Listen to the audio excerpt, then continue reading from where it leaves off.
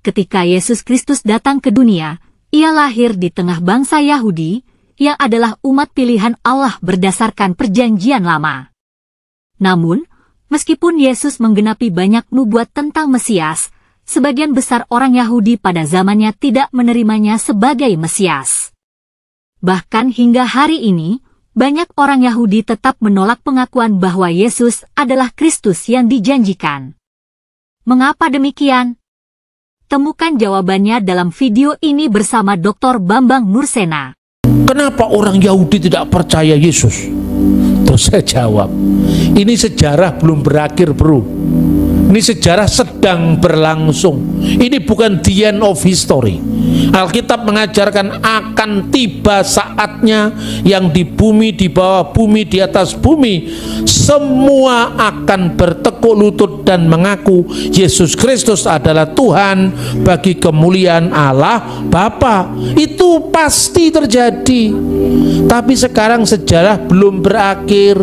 Makanya Yesus menangisi Yerusalem. Kan itu kan Yerusalem dikatakan mengumpulkan anak, tapi engkau tidak mau, tapi pada saatnya akan terjadi. Nah, itulah tentang akhir zaman. Terus kemudian kenapa orang Yahudi belum percaya, atau di zaman Yesus tidak percaya? Yang percaya juga ada, tapi murid-muridnya. Maka berbahagialah orang yang percaya, kan disebut anak-anak Allah. Jadi anak-anak Allah ini yang percaya kepada anak tunggal Allah. Itu loh saudara-saudara. Orang Yahudi sekarang tidak percaya, jangan bingung. Sejarah lagi jawabannya. Dulu orang tidak percaya Yesus karena apa?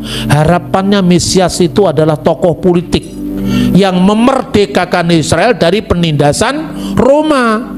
Lah Yesus malah tidak mengatakan darahku benar-benar minuman, tubuhku benar-benar makanan.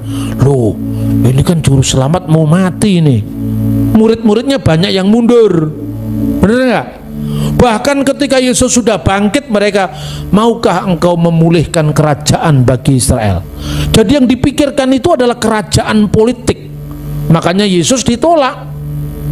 Tapi Yesus menangisi Yerusalem. Sejarah harus berlangsung. Kamu lihat gedung yang megah ini, kata Yesus, ketika melihat bait suci yang luar biasa megahnya pada zaman itu, diarahkan mata murid-muridnya, akan tiba saatnya tidak satupun batu dibiarkan terletak di atas batu yang lain, semua akan diratakan. Yesus mengatakan itu tahun 33 Masehi, di awal tahun, karena pada bulan Nisan dia disalibkan, ya kan? Itu terjadi 40 tahun setelah peristiwa itu, kurang lebih benar-benar terjadi. Waktu itu, ini ngomong sejarah lagi, orang Yahudi itu ada 3 sekte, 3 aliran. Yang pertama Saduki. Orang Saduki itu tidak pernah mikir Mesias karena mereka hidupnya sudah enak. Mereka menguasai bait Allah, aset ekonomi dikuasai. Yang kedua, masa rakyat yang banyak itu Parisi.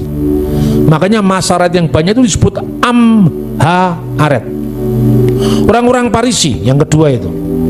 Yang ketiga orang-orang Eseni. Ini korban politik dari orang Saduki. Lalu mereka mengasingkan diri, mendirikan komunitas di sekitar Gua Qumran, Laut Mati. Ajaibnya Tuhan pakai mereka. Ditemukannya Alkitab Perjanjian Lama dari kira-kira tahun 100 sebelum Masehi.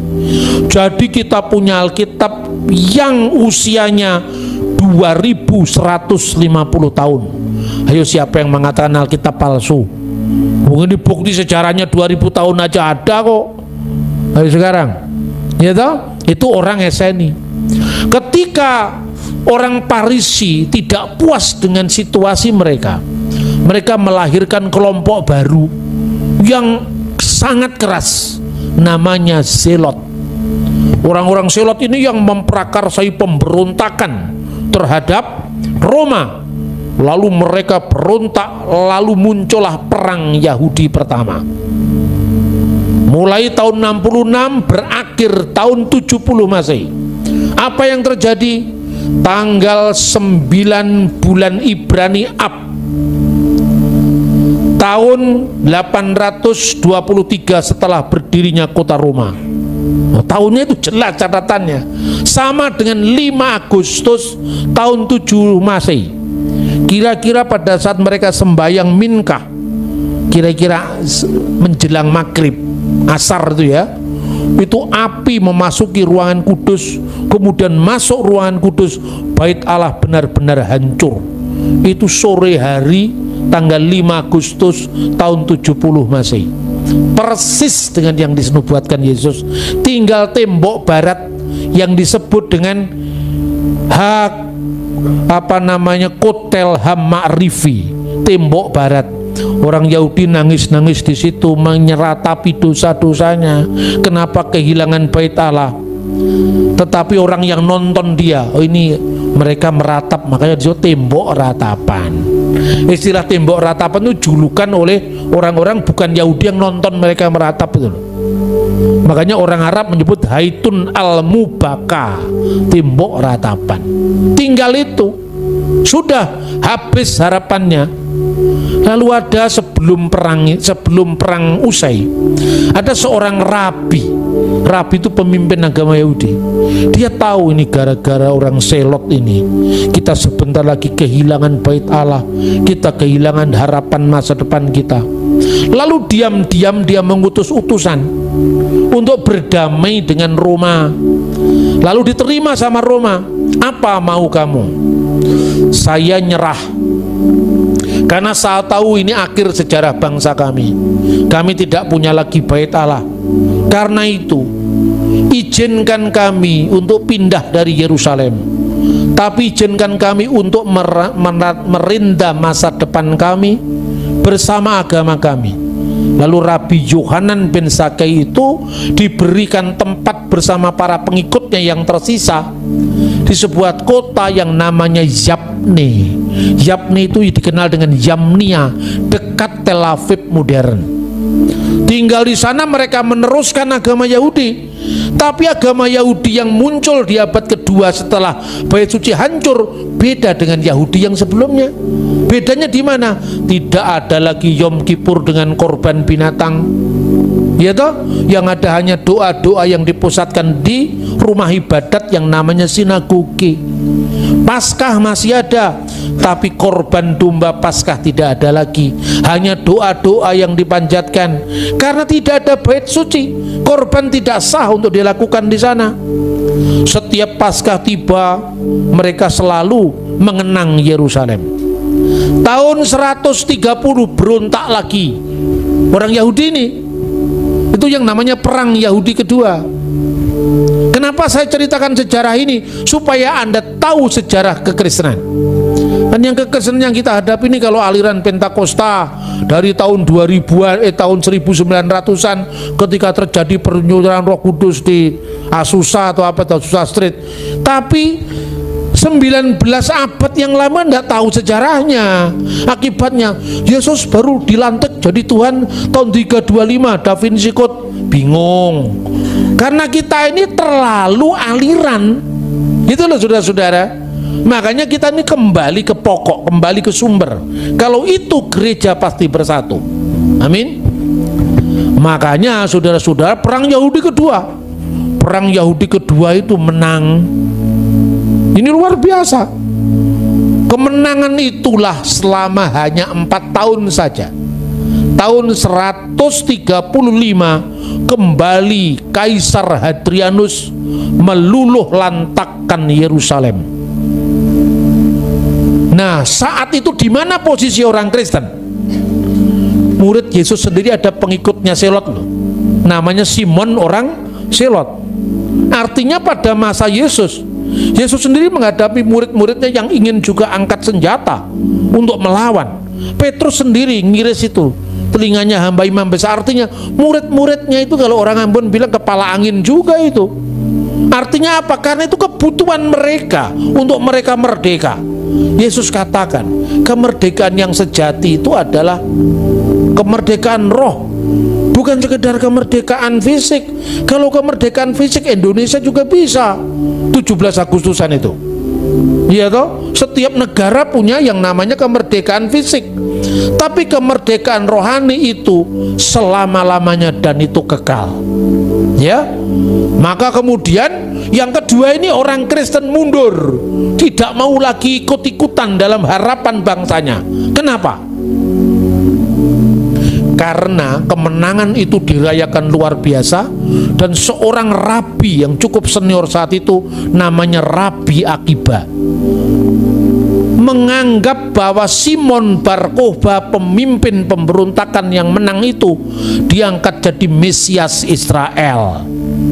Makanya orang-orang Kristen mundur. Kalau untuk yang satu ini ya sudah, kita sayonara, selamat jalan, kita berpisah. Orang Kristen meninggalkan Yerusalem, pergi ke salah satu kota yang namanya termasuk kota-kota Dekapolis, 10 kota Romawi, secara tepatnya di kota Pella di Yordania. Maka perhatikan sekarang, Kristen itu punya liturgi atau nyanyian-nyanyian Yunani, punya nyanyian-nyanyian Latin, Gloria in excelsis Deo, kalau Yunani Kyrie eleison. Pula nyanyian-nyanyian Aramaik, Maranatha, Marana, Yesus Mesiha, tapi tidak ada bahasa Ibraninya. Padahal bahasa Ibrani di Yerusalem. Kenapa? Karena Kristen Ibrani ini meninggalkan kota Yerusalem, karena tidak mau ikut-ikut mengangkat Simon Bar Kokhba, pemimpin revolusi, sebagai Mesias. Tidak, pemimpinmu hanya satu, yaitu Mesias, Yesus Kristus. Ketika Hadrian kemudian mengalahkan Bar Kokhba, apa yang terjadi? Yerusalem kembali diratakan. Dan ketika itu, ini Yahudi ini supaya tidak berontak lagi, gimana ya caranya? Tidak boleh ada kata Yerusalem. Kata Yerusalem harus dihapuskan dalam sejarah, karena setiap kali ada kata Yerusalem, mereka ingin kembali menyalakan pemberontakan. Kata Yerusalem diganti namanya dengan Alia Capitolina. Dan menurut catatan sejarah oleh sejarawan yang namanya Dio Cassius, di atas kota Yerusalem itu didirikan kuil untuk memuja dewa Jupiter. Di atas kuil, di atas bait Allah itu didirikan kuil dewa Jupiter. Yang pertama, sehingga saat itu nama Yerusalem nggak dikenal lagi. Yang kedua, nama Israel harus dihapus dari sejarah. Yang lebih menyakitkan lagi, provinsi Yudea digabung dengan provinsi Syria, dan namanya disebut Syria Palestina. Padahal Palestina itu musuh bebuyutannya Israel, bukan Palestina modern sekarang. Palestina modern sekarang ini kan provinsi Turki dulu. Ini Filistin lama itu loh. Jadi yang menamakan pertama Palestina itu Kaisar Pagan, yaitu Hadrianus. Sakit hatilah orang-orang Yahudi. Ketiga, tidak boleh satu orang Yahudi pun tinggal di kota suci Yerusalem, termasuk Yahudi yang percaya Yeshua HaMasiah, termasuk orang Yahudi yang percaya Yesus Kristus harus keluar dari Yerusalem. Nah ini tapi ada yang tidak enaknya ini. Orang-orang Kristen yang bukan Yahudi boleh tinggal di kota Yerusalem. Kenapa? Karena kalau orang Kristen dari Batak, dari Barat, dari Jawa, kan nggak ada ikatan emosional dengan Yerusalem. Tapi kalau orang Yahudi, entah itu Yahudi Rabinik, entah Parisi, yang Yahudi Rabinik kan sekarang jadi Parisi, entah itu Nasrani yang percaya Yesus kepada Yesus orang Nazaret, Yerusalem segala-galanya. Karena nasionalisme, patriotisme, Kristen non-Yahudi boleh tinggal di Yerusalem. Yahudi semuanya nggak boleh tinggal di Yerusalem. Akibatnya terjadi perseteruan antara Yahudi dengan Kristen. Gitu loh saudara-saudara. Lalu orang Yahudi mengeluarkan kutukan terhadap orang Kristen. Inilah sejarah panjangnya begitu. Makanya sekarang tidak boleh kutuk mengutuk, karena Kristen sekarang sudah mengampuni. Yahudi itu bagaimanapun juga akar sejarah kita. Makanya sebenci apapun, setidak suka apapun terhadap ras yang namanya Yahudi, orang Kristen tidak boleh mengutuk mereka. Kita harus mengasihi, apalagi lewat bangsa Yahudi ini kita berhutang keselamatan. Amin. Memberkati bukan mengutuk. Makanya Yesus mengatakan, apakah Yesus kehilangan iman yang lurus, iman yang benar karena penolakan orang Yahudi? Tidak. Yesus membedakan. Kalau soal teologi, soal iman, Yahudi benar. Orang Farisi metode mengajarnya dipakai, nggak apa-apa.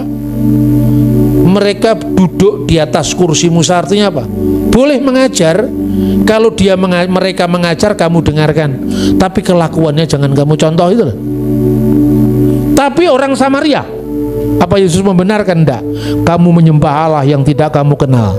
Kami menyembah Allah yang kami kenal, karena keselamatan datang dari bangsa Yahudi.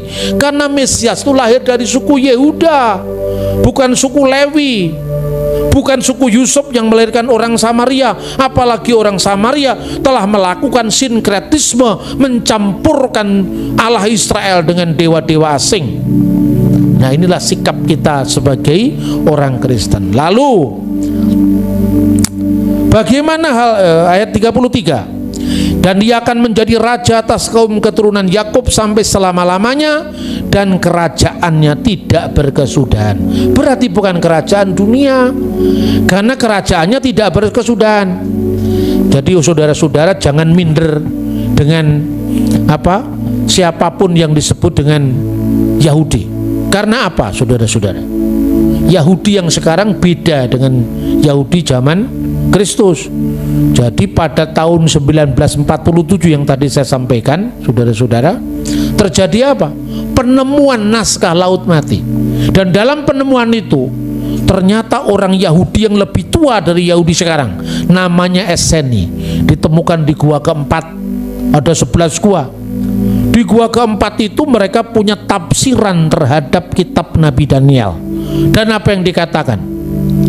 Dalam naskah Qumran, kode naskahnya 4Q246, kolom kedua, baris pertama, disebutkan apa? Bereh diel yitamar ubar elyon yikroneh. Mereka akan memanggilnya anak Allah. Dengan sebutan anak Allah yang maha tinggi, mereka akan menyebutnya. Persis dengan yang tertulis di dalam Injil Lukas 1:35. Roh Kudus akan turun atasmu dan kuasa Allah yang maha tinggi akan menaungi engkau, sebab anak yang kau lahirkan disebut kudus, anak Allah. Jadi orang Yahudi yang lebih tua daripada Yahudi modern, dokumennya ditemukan di Laut Mati. Mesias yang mereka tunggu-tunggu itu adalah anak Allah. Maksudnya apa? Firman yang menjadi manusia. Lalu diulang lagi pada ayat 36. Elisabet sanakmu itu sedang mengandung seorang anak laki-laki pada hari tuanya, dan inilah bulan ke-6, dan seterusnya, sebab bagi Allah tidak ada yang mustahil. Aku ini hamba Tuhan, jadilah padaku menurut perkataanmu itu. Kita mencontoh imannya Bunda Maria. Nah, kiranya firman Allah ini dengan bukti sejarah, dengan bukti pendalaman iman atau teologi, kita sekarang paham bahwa iman Kristen itu bukan main-main. Kalau bahasanya anak sekarang, bukan kaleng-kaleng. Memang luar biasa. Amin. Hari ini, sebagian besar orang Yahudi masih menolak Yesus sebagai Mesias karena alasan berikut. Mereka menunggu Mesias yang akan membawa perdamaian dunia secara fisik. Penekanan pada tradisi Yahudi membuat mereka sulit menerima pengajaran tentang kasih karunia melalui Yesus. Ketegangan sejarah antara orang Kristen dan Yahudi juga berperan, di mana banyak orang Yahudi melihat kekristenan sebagai agama asing. Namun, ada juga orang Yahudi yang menerima Yesus sebagai Mesias. Mereka dikenal sebagai Yahudi Mesianik, yang percaya bahwa Yesus adalah penggenapan nubuat Perjanjian Lama tentang Mesias. Penolakan sebagian besar orang Yahudi terhadap Yesus sebagai Mesias bukanlah akhir dari rencana Allah. Firman Tuhan dalam Roma pukul 11.26 menjanjikan bahwa suatu hari seluruh Israel akan diselamatkan. Penolakan mereka saat ini menjadi pintu bagi bangsa-bangsa lain untuk menerima Injil, tetapi panggilan Allah kepada umatnya tetap ada. Sebagai orang percaya, kita dipanggil untuk berdoa bagi bangsa Yahudi agar mereka melihat kebenaran Injil dan mengenal Yesus Kristus sebagai Mesias yang dijanjikan. Sebab hanya melaluinya ada keselamatan dan hidup yang kekal. Amin.